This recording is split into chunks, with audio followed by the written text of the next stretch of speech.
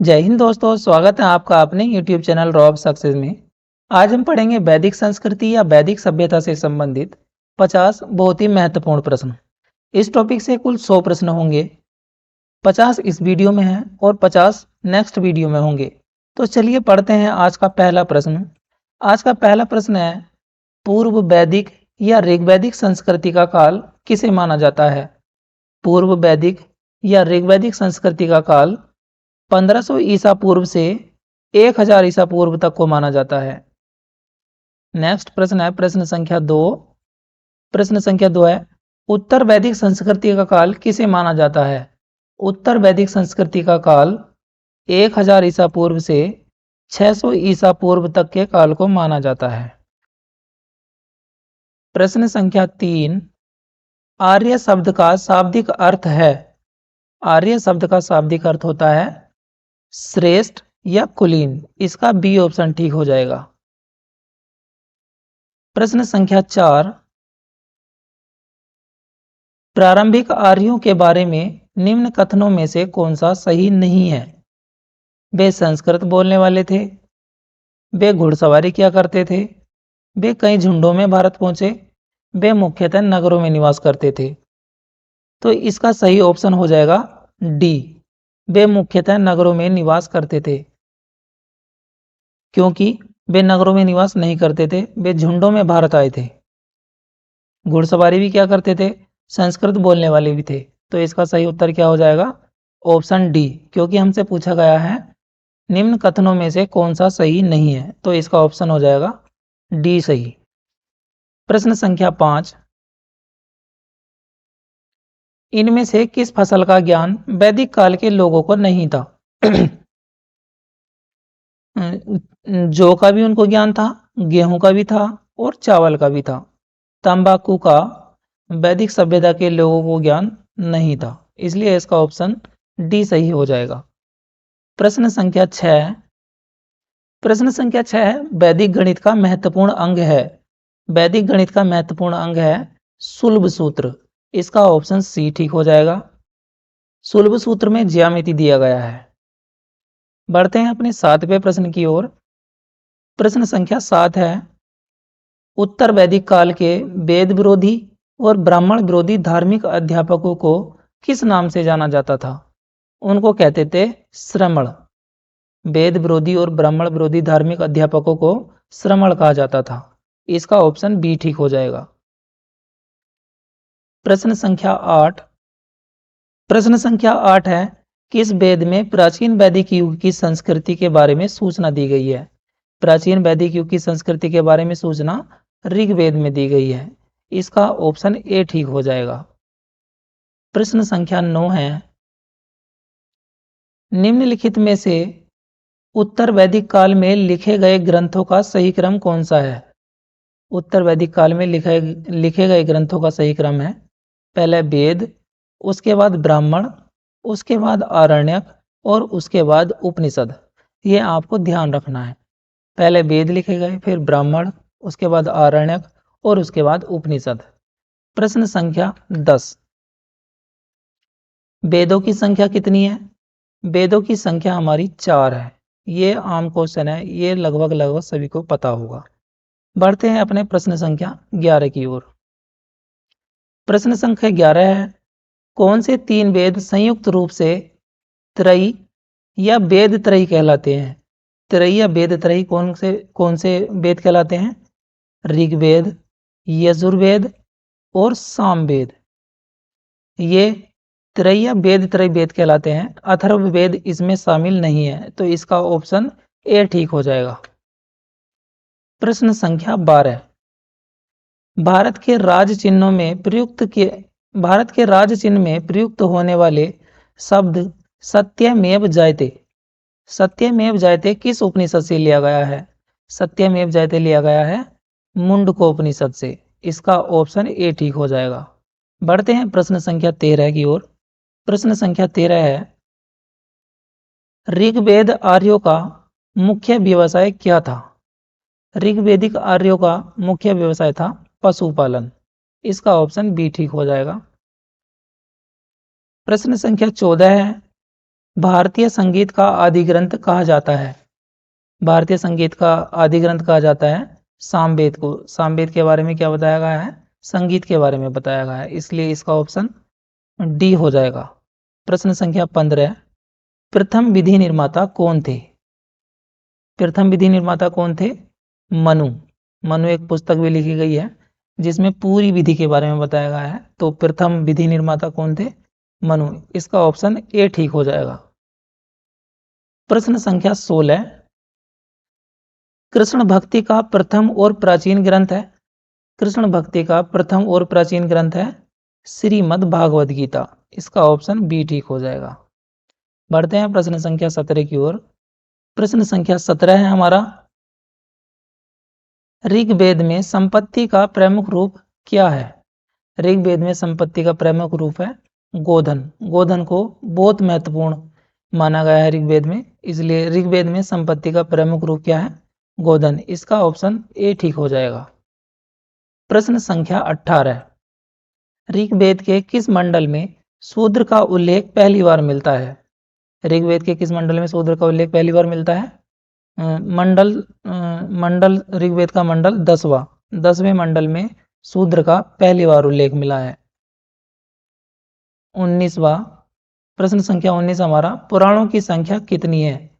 पुराणों की संख्या है 18। इसका ऑप्शन बी ठीक हो जाएगा। प्रश्न संख्या 20, वैदिक धर्म का मुख्य लक्षण इनमें से किसकी उपासना था? वैदिक धर्म के लोग प्रकृति की उपासना किया करते थे, इसलिए इसका ऑप्शन ए ठीक हो जाएगा। प्रश्न संख्या 21, किस देवता के लिए ऋग्वेद में पुरंदर शब्द का इस्तेमाल हुआ है? पुरंदर शब्द का इस्तेमाल हुआ है इंद्र के लिए, इसलिए इसका ऑप्शन ए ठीक हो जाएगा। प्रश्न संख्या 22, सुलभ सूत्र किस विषय से संबंधित पुस्तक है? सुलभ सूत्र है ज्यामिति से संबंधित, इसका ऑप्शन ए ठीक हो जाएगा। अस्थो मां सदगमय, तमसो मां ज्योतिर्गमय, मृत्यु और मां अमृतगमय कहां से लिया गया है? ये लिया गया है हमारे उपनिषद से।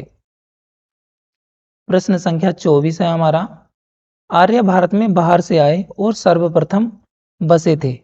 सर्वप्रथम कहाँ बसे थे? वे आए थे मध्य एशिया से और बसे सबसे पहले पंजाब में थे, इसलिए इसका ऑप्शन सी ठीक हो जाएगा। प्रश्न संख्या 25, वेदों को अपुरुषय कहा गया है। वेदों को अपुरुषय क्यों कहा गया है? क्योंकि वेदों की रचना देवताओं द्वारा की गई है। अपुरुषय किसको कहते हैं? जिसको पुरुष ने नहीं बनाया है। वेदों को पुरुषों ने नहीं बनाया क्योंकि उनकी रचना देवताओं द्वारा की गई है, इसलिए उसको अपुरुषय कहा गया है। प्रश्न संख्या 26, वैशेषिक दर्शन के प्रतिपादक थे। वैशेषिक दर्शन के प्रतिपादक थे उलूक, कणद, या कहीं कहीं आपको एक कणाद भी मिल जाएगा। प्रश्न संख्या 27, प्रश्न संख्या 27 है, मीमांसा या पूर्वी मीमांसा दर्शन के प्रतिपादक हैं। पूर्वी मीमांसा दर्शन के प्रतिपादक हैं जैमिनी। प्रश्न संख्या 28, प्रश्न संख्या 28 है, सामवेद के यज्ञकर्ता को क्या कहा गया है? सामवेद के यज्ञकर्ता को कहा गया है उद्गाता। होत्र कहा गया है ऋग्वेद के यज्ञकर्ता को। यजुर्वेद के यज्ञकर्ता को अध्वर्यु कहा गया है और अथर्ववेद के यज्ञकर्ता को कहा गया है ब्रह्मा। बढ़ते हैं अपने प्रश्न संख्या 29 की ओर। प्रश्न संख्या 29 है हमारा, ऋग्वेद का कौन सा मंडल पूर्णतः सोम को समर्पित है? सोम को समर्पित है नवा मंडल। ऋग्वेद का नवा मंडल पूर्णतः सोम को समर्पित है। प्रश्न संख्या 30, प्रसिद्ध 10 राजाओं का युद्ध, 10 राज युद्ध या 10 राज्य युद्ध किस नदी के तट पर लड़ा गया? प्रसिद्ध 10 राजाओं का युद्ध या 10 राज्य युद्ध किस नदी के तट पर लड़ा गया? नदी थी पुरुषणी। पुरुषणी नदी के तट पर 10 राजाओं के मध्य युद्ध हुआ था। यह आपको ध्यान रखना है, जिसको 10 राज्य युद्ध भी कहा गया। प्रश्न संख्या 31, धर्मशास्त्रों में भू राजस्व की दर क्या है? धर्मशास्त्रों में भू राजस्व की दर 1/6 है। इसका ऑप्शन सी ठीक हो जाएगा। प्रश्न संख्या 32, वेदांत या उत्तर मीमांसा दर्शन के प्रतिपादक हैं। वेदांत या उत्तर मीमांसा दर्शन के प्रतिपादक हैं बाद नारायण। इसका ऑप्शन बी ठीक हो जाएगा। प्रश्न संख्या 33 है 800 ईसा पूर्व से 600 ईसा पूर्व तक के काल को किस युग से जुड़ा है? 800 ईसा पूर्व से 600 ईसा पूर्व का काल किस युग से जुड़ा है? ये जुड़ा है ब्राह्मण युग से। इसका ऑप्शन ए ठीक हो जाएगा। 800 ईसा पूर्व से 600 ईसा पूर्व के काल को क्या कहते हैं हम? ब्राह्मण युग। प्रश्न संख्या 34, किस काल में अछूत की अवधारणा स्पष्ट रूप से उदित हुई? ये हुई है धर्मशास्त्र के काल में। इसका ऑप्शन डी ठीक हो जाएगा। प्रश्न संख्या 35 है एशिया माइनर स्थित बोगाज कोई का महत्व इसलिए है। इसका ऑप्शन ए ठीक होगा। एशिया माइनर है तुर्की के आसपास का स्थान को क्या कहते हैं हम? Asia minor. वहाँ कौन सा अभिलेख है? बोगाज कोई।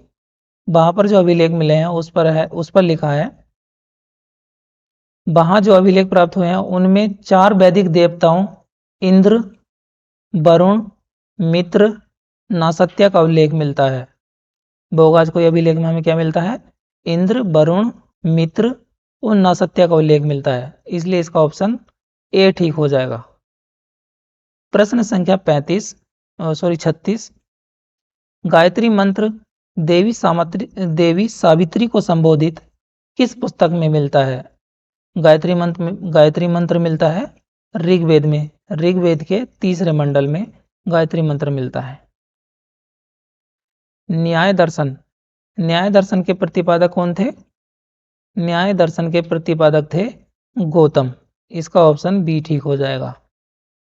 प्रश्न संख्या 38, प्राचीन भारत में निष्क से जाने जाते थे। निष्क से कौन जाने जाते थे? स्वर्ण आभूषण। स्वर्ण आभूषण को क्या कहते थे? निष्क।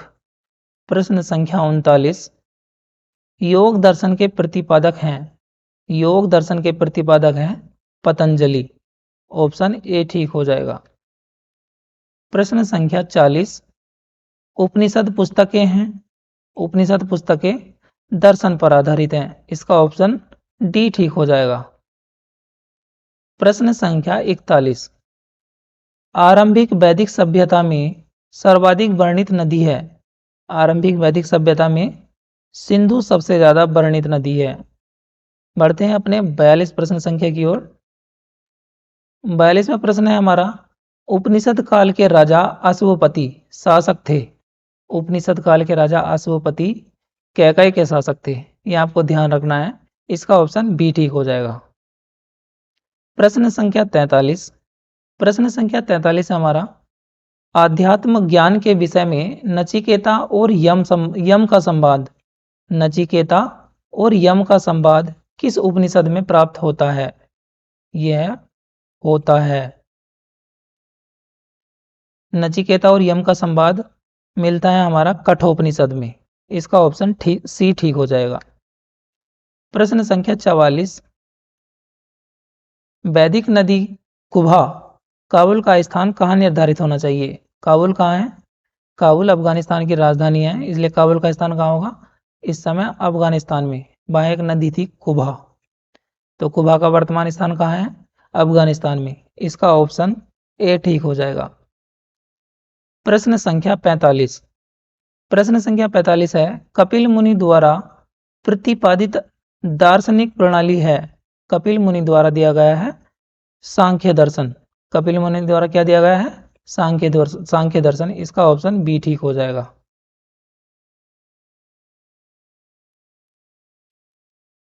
भारत के किस स्थल की खुदाई लोहा धातु के प्रचलन के प्राचीनतम प्रमाण मिले हैं? भारत के किस स्थल की खुदाई से लोहा धातु के प्रचलन के प्राचीनतम प्रमाण मिले हैं? तो लोहा कहाँ से मिला है? लोहा मिला है अतरंजी खेड़ा से। अतरंजी खेड़ा कहाँ है? यूपी में एटा जिले में अतरंजी खेड़ा पड़ता है। सबसे पहले वहाँ लोह के प्राचीनतम साक्ष्य मिले हैं। बढ़ते हैं अपने नेक्स्ट प्रश्न संख्या 47। प्रश्न संख्या 47 है, निम्नलिखित में से किसका संकलन ऋग्वेद पर आधारित है? ऋग्वेद का संकलन किसका संकलन ऋग्वेद पर आधारित है? सामवेद का संकलन ऋग्वेद पर आधारित है। इसका ऑप्शन बी ठीक हो जाएगा। निम्नलिखित में से कौन प्रस्थान त्रय में शामिल नहीं है? प्रस्थान त्रय में कौन शामिल नहीं है? भागवत। भागवत प्रस्थान त्रय में शामिल नहीं है। इसका ऑप्शन ए ठीक हो जाएगा। प्रश्न संख्या 49।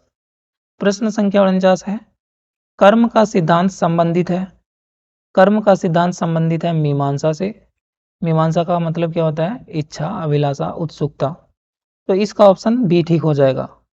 आज का प्रश्न संख्या लास्ट है 50। प्रश्न संख्या 50 हमारा क्या है? चरक संहिता। चरक संहिता नामक पुस्तक किस विषय से संबंधित है? चरक संहिता पुस्तक संबंधित है चिकित्सा से। और चरक संहिता पुस्तक लिखी किसने है? चरक ने। इसका ऑप्शन सी ठीक हो जाएगा। तो दोस्तों ये थे आज के वैदिक संस्कृति या वैदिक सभ्यता से संबंधित 50 बहुत ही महत्वपूर्ण प्रश्न। इससे अलग 50 प्रश्न मैं दूसरी वीडियो में लाऊंगा। आज के लिए इतना ही काफ़ी है। Thanks for watching, keep loving me. Thank you.